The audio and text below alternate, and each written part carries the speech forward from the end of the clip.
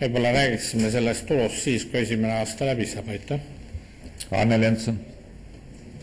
Härra linnapea, kuivõrd Tallinna TV-le antakse tõepoolest raha juurde selle eelarvega, siis kas te oleksite nii hea ja avaksite meile, et mis siis linn tõepoolest rohkem saab Tallinna TV-lt selle eest nõuda, et kas tuleb saateid juurde või kvaliteet paraneb või mis osas see suurenemine, paranemine toimub?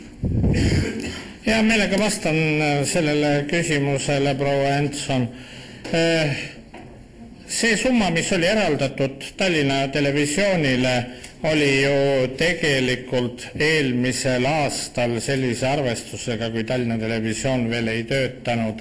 See oli ettevalmistamisrahad, see oli remondikulud, see oli seadmete ostmine ja nii edasi.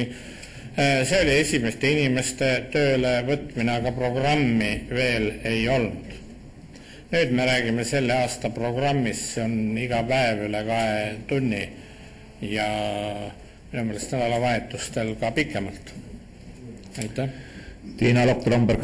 Mul on nüüd küsimus hoopis teisest valdkonnast ja võimalik, et see on lihtsalt minu teadmatusest, et otsin ja otsin, aga ei leia rida. Et on olemas terve rida selliseid väiksemaid kultuuriobjekte, kes näiteks nagu Pelgulinna seltsimaja Telliskivi tänaval ja Mustpeade maja, kelle katused on nagu täiesti omadega ja vajavad nagu remontimist. Et kas see on mingi sellise rea all, kus on nad kõik kokku pandud või on nad lihtsalt välja jäetud? Need ei ole välja jäetud. See, mida on võimalik sisse arvestada, seda kõik on ka sisse arvestada. Aga teil on õigus selle suhtes, et Tallinn on 400 000 elanikuga linn. Kui te kujutate ette, et me tõepoolest selle kõik, mis ühe või teise objekti remontimisel sel aastal ära tehakse, kui te kujutate ette, et me kannaksime selle kõik siia ükshaaval sisse, siis ma arvan, et paberist tuleb puudu. Reemo Oldsmer. Aitäh.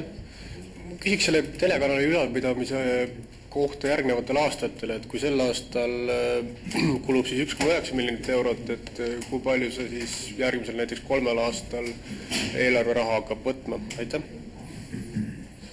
Kui me ka selle lisaeelarve oleme vastu võtnud, siis ikkagi Tallinna Televisiooni ülalpidamine jääb 10 korda odavamaks, kui on Eesti Televisiooni ülalpidamine. Ma usun, et see proportsioon jääb püsima. Aitäh. Anneli Jensen. Härra linnapea, te mainisite, et meil on raske aeg, me elame säästurežiimil. Ometi ma tean, et Tallinn pakub ajalehte Pealinn, Stolitsa üle Eesti inimestele tasuta. Samas kui näiteks bussipileteid saavad tallinlased osta soodsamalt võrreldes teistega, et miks küll muidu kõikides muudes valdkondades kogu aeg nõutakse tallinlastelt nii-öelda sissekirjutuse tõestamist kõigepealt ja siis saad soodustuse. Miks seda ajalehte Pealinn Stolitsa peab levitama üle Eesti, kui meil on niisugune raske aeg ka veel pealegi? Aitäh. Eeskätt see on seotud kultuuripealinna projektiga. Te teate, et paljud Eesti linnad on ühinenud kultuurilinnade võrgustikuks ja tõepoolest sealt on tehtud ka niisuguseid ettepanekuid, et Tallinna linn oma infoteenust kultuuripealinna raames jagaks ka teiste Eesti Vabariigi keskustega, teiste linnadega ja jõudumööda me ka püüame seda teha. Aitäh. Urmas Mardi. Aitäh. Hea linnapea, kahjuks ma ei saanud oma esimesele küsimusele vastust. Ma küsin nüüd siis lihtsamalt, et millal ükskord lõpetab linn röövelliku maamaksu kogumise linlastelt? Aitäh. Aitäh. Kui Tallinna volikogu võtab vastu niisuguse otsuse või kui Eesti Vabariigi Riigikogu jõuab niisugusele seisukohale, siis me muidugi oleme paraku sunnitud seda tegema. Aga samal ajal ma olen tähele pannud, et praeguse rahandusministri seisukoht on selgelt olnud maamaksu toetav ja kõik need vigurid, mida on tehtud, kus maamaks on asendatud mingisuguse muu maksuga, no mille poolest see vähem röövellik on? Rohkem küsimusi ei ole, aitäh ettekandjale. Sõna kaasettekandeks saab rahanduskomisjoni esindaja Igor Šedašev.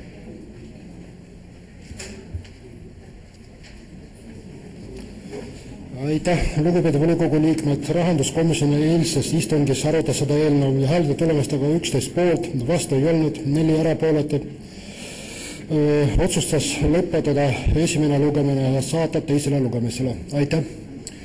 Ka kaasettekandjal on küsimusi. Kalev Kukk. Aitäh. Hea kolleeg, mul on siin laua peal üks Tallinna volikogu 7 liikme avaldus. Esimene lause on selline keiserliku Hiinale omane, tänu temale Eesti on, ja viimane lause või peaaegu viimane lause on maotsetunglik, õitsegu demokraatia 1000 lille.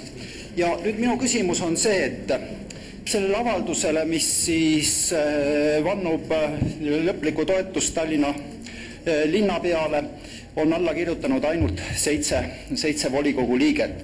Kas rahanduskomisjonis kerkis üles ka küsimus selles, et praegune linna eelarve muutmise eelnõu ei pruugi linnavolikogu toetust saada, jäägitu toetus on esialgu ainult 7 volikogu liikmelt. Oli see ka päevakorras sellise küsimusena, et mis juhtub siis, kui? Aitäh. Minu arust seda küsimust ei arutatud rahanduskomisjonis ja ma loen veel kord, häälte tulemustega 11 poolt, vastu ei olnud mitte kedagi ja kõigest 4 oli erapooletud. Aitäh. Toomas Kruusimägi. Aitäh. Kas te võiksite öelda, mis on tegelik põhjus, miks eelarvet soovitakse taaskord menetleda volikogus kiirkorras? Aselinnapeade lahkunud Riigikokku ei ole kindlasti see põhjus, miks seda peaks nii kiiresti 2 päeva jooksul ära tegema. Seega, mis on põhjus kiirkorras aruteluks? Ma veel kord ütlen, et mina tulin siia selleks, et kanda ette rahanduskomisjoni otsust, mitte selleks, et vastata teie konkreetsemat küsimust. Kui te tahate konkreetsemalt minuga rääkida, siis me võime pärast rääkida sellest teemadel. Aitäh. Rohkem küsimusi ei ole, aitäh kaasettekandjale. Avan läbirääkimised, kõnepuldist Jaak Juske. Austat volikogu esimees, head kolleegid. Teate, ma olin juba lootust kaotamas. Lootust kaotamas selles osas, et linnapea lubas meile, et lahtikirjutatud eelarve jõuab siia saali jaanuaris, jõudis kätte veebruar. Linnapea teatas mulle, et tuleb kindlasti veebruaris eelarvekava. Ei tulnud veebruaris, aga sa imet, valimiste järgsel kolmapäeval õnneks lõpuks tuli ja sai ka nagu mure murtud. Et kui eelarvekava lahti sai löödud ja lugema hakatud, siis iseenesest on seal ka ju teatud häid märke. Näiteks mitmed uued sotsiaalmeetmed, näiteks üleministerismiku ehitus, aga nagu ikka Keskerakonnal omane on ikka vint üle keeratud ühes kohas. On ikka uskumatu küll, et olukorras, kus on nii-öelda jätkuvad rasked ajad, kus linna eelarve on oluliselt väiksem kui parematel päevadel, leiab linn raha uue kalli üleriigilise televisioonijaama töös hoidmiseks, käima lükkamiseks, aga ei leia raha sisuliselt 0 senti lasteaedade tegevuskulude tõusuks ja remondirahade kasvust me hakkagi rääkima. Et täna on ikkagi olukord, kus lasteaedade eelarved on majanduskriisi eelsest ajast veel valgusaastate kaugusel.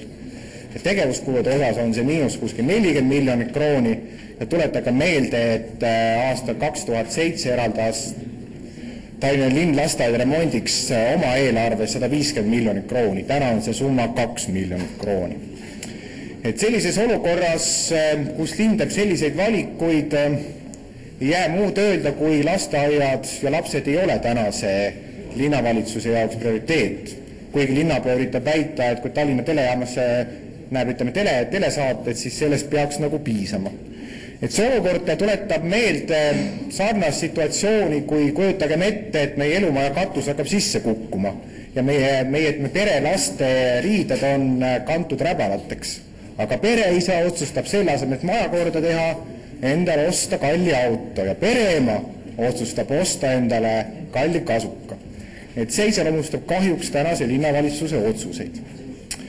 Mulle teeb ka kurba meelt see, et kuigi linnapea lubas rahanduskomisjonis eelmise aasta sügisel, et nad kaaluvad tõsiselt toetuse taastamist erahuvikoolidele, kas või osaliselt, siis kahjuks ei ole seda tehtud.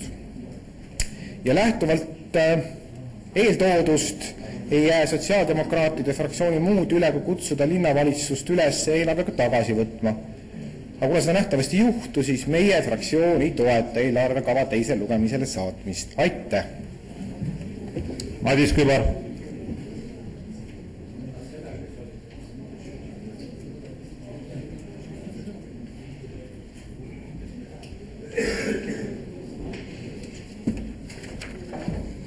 Aitäh, lugupeetud volikogu esimees, lugupeetud linnapea, lugupeetud volikogu liikmed. Me siin esitasime põgusalt mõned küsimused linnapeale ja erinevalt mõnedest küsimustest, millele me saime vastused, me kõigile küsimustele vastust ei saanud siiski. Ja ei saanud ka vastust sellele, et miks ikkagi me selle Tallinna televisiooniga siis nagu tegeleme, et kasu sellest nagu ei tõuse ja ei saa ka aru, et kes on need vaatajad, et kuna vastavad numbrid puuduvad. Ja tulenevalt sellest samaselt siis Sotsiaaldemokraatliku erakonna fraktsioonile ei saa ka IRL-i fraktsioon seda lisaeelarve eelnõud mitte kuidagi toetada, sest hoolimata õitsvast propagandamasinast on mitmed teised valdkonnad vireleme rahanappuse all, näiteks laste erahuvialakoolide toetamine vähenes tervelt 100%, järjepidevalt on vähenenud spordi pearaha rahastamine, lasteaedades ja koolides on mitmetes kohtades täiesti avariilised tingimused, mille remondiks täna raha ei jätku ja rääkimata linna siis teede olukorrast, aukudest, talvel valitsevatest rume- ja jääroobastest. Ja tulenevalt sellest siis ei ole ka võimalik IRL-i fraktsioonil toetada sellist lisaeelarvet, mis annab raha küll propagandaks, aga tegelikult ei hooli inimestest ja kodanikest. Aitäh!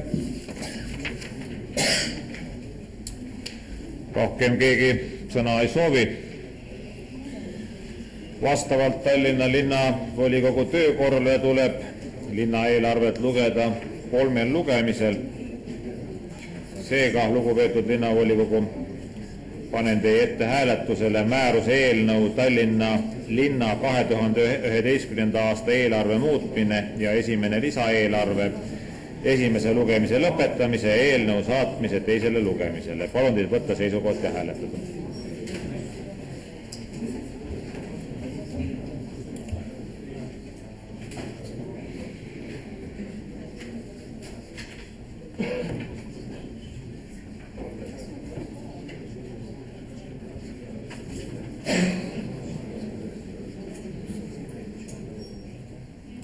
Tulemusega poolt 38, vastu 21, erapooletuid ei ole, on eelarve saadetud teisele lugemisele. Tuletan teile meelde, et muudatusettepanekute esitamise tähtaeg on homme, kolmapäeval 23. märtsil kell 12.00 ja rahanduskomisjon, erakorraline rahanduskomisjon toimub samuti homme kell 17.00. Sellega on istung lõppenud.